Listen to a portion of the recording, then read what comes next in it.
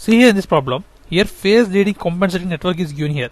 That is GC of S is equal to 10 into 1 plus 0.04s divided by 1 plus 0.01s. So but we know that the standard network formula, that is standard lead compensating network, is defined as alpha into 1 plus T1s divided by 1 plus alpha T1s. So by comparing with this, we will get T1 equal to 0.04 and alpha T1 equal to 0.01. So but we want the maximum phase rate frequency at a frequency of, here given as in radians. So we have the one formula, that is omega m equal to 1 by root of alpha t into root t.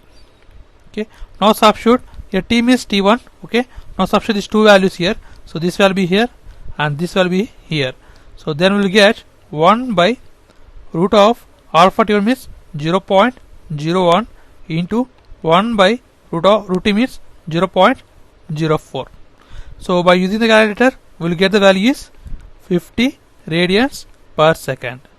So this is the angular frequency, that is maximum phase lead angular frequency. So that is 50 radians per second. So from the options, option is the correct option.